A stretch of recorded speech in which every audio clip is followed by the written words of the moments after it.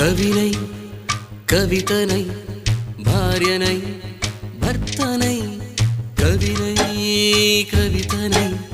భార్యనై భర్తనై మల్లెల దారిలో మంచు ఎడారిలో మల్లెల దారిలో మంచు ఎడారిలో పన్నీటి జయ గీతాల కన్నీటి జలపాతాల నాతో నేను అనుగమిస్తూ నాతో నేనే రమిస్తూ ఒంటరినై అనవరతం కంటున్నాను నిరంతరం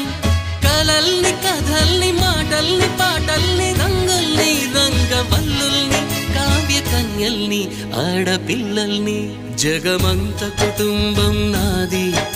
ఏకాకి జీవితం నాది